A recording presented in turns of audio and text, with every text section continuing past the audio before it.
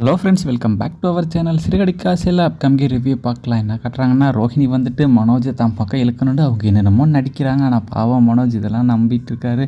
ஆஹா, அந்த மொட்டை சொன்ன மாதிரி போயிடுவாங்களோன்னு சீதா வந்து அந்த வீட்டுக்கு அருண் வீட்டுக்கு போகிறாங்க. அங்கே வந்து அருண் வந்து எவ்வளவோ பேசி பார்க்குறாரு.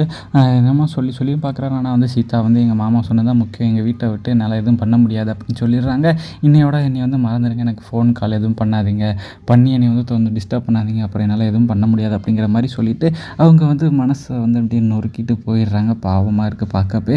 அப்படியே போகிறாங்க. அவங்க அம்மாக்கிட்டையும் பார்க்காம பேசாமல் போயிடுறாங்க. அவங்களும் என்ன ஆச்சுப்பான்னு கேட்குறாங்க. சீதா வந்து பார்த்தாம்மா எதுவும் பேசாமல் போயிட்டு அந்த மாதிரி சொல்லிட்டாங்கன்னு சொல்லிட்டு போகிறாமா அப்படிங்கிறப்போ, சரிப்பா நடக்கிறத பார்த்துக்கலாம் அப்படின்னு சொல்லிட்டு அவங்களும் பேசிகிட்டு இருக்காங்க. பார்த்திங்கன்னா முத்து வந்து சீதாவுக்கு வந்து மாப்பிள்ளை பார்க்குறதுக்காக ஒரு டெக்னீஷியனை பார்க்க போகிறாங்க. ஆஃபீஸில் வந்து இது மாதிரி வேலை பார்க்குறாங்களே அப்படின்ட்டு ஒவ்வொருத்தவங்க நல்லபடியாக சொல்கிறாங்க. ஒவ்வொருத்தவங்க வந்து அவன் கோவக்காரன், குடிகாரன் அப்படிங்கிற மாதிரி சொல்லிகிட்டு இருக்காங்க. பொய்யெல்லாம் சொல்லுவார் அப்படின்னு நிறைய பேர் சொல்கிறாங்க.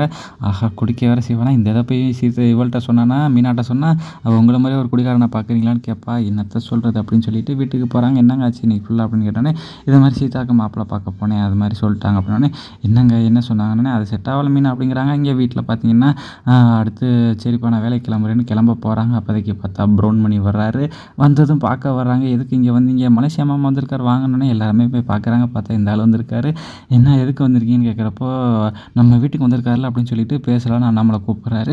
இவரும் என்னை மன்னிச்சிருங்க அப்படிங்கிற மாதிரி மன்னிப்பு கேட்டுட்ருக்காரு. எல்லாம் நான் பண்ணேன், தெரியாமல் பண்ணிட்டேன், நீங்கள் ஆனால் இவ்வளோ தப்பு பண்ணி என்னை வந்து ஏற்றுக்கிட்டீங்களே, மன்னிச்சிருங்க அப்படின்னு சொல்லி பேசிக்கிட்டு இருக்காங்க.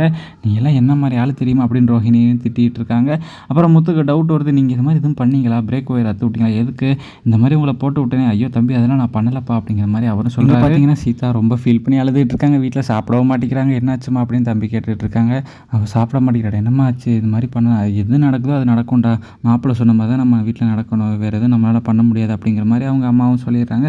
சரி நடக்கிறது கண்டிப்பாக நல்லபடியாக நடக்கும், விட்டு பார்த்துக்கலாம் அப்படிங்கிற மாதிரி பேசிக்கிறாங்க. நெக்ஸ்ட்டு பார்த்தீங்கன்னா ரோஹிணி அதே தான் ஃபோனில் பேசுகிறாங்க. அப்படியே ஃப்ரெண்டுக்கிட்ட பேசுகிற மாதிரி மனோஜ் அப்படியே வெளிலேருந்து வெயிட் பண்ணிட்டு இருக்காங்க. பால்கனியில் பேசிகிட்டு இருக்காங்க. அதை மனோஜ் கேட்குறாங்க, நீ எவ்வளோ லவ்வாக பேசுகிற பற்றி அப்படிங்கிற மாதிரி பார்க்குறாங்க. மனோஜுக்கு ஆஹா போச்சுரா அப்படிங்கிற மாதிரி பார்க்குறாரு. ஓகே ஃப்ரெண்ட்ஸ், வீடியோ பிடிச்சா மறக்காமல் லைக் பண்ணி ஷேர் பண்ணி சப்ஸ்கிரைப் பண்ணிடுங்க. Thank you friends.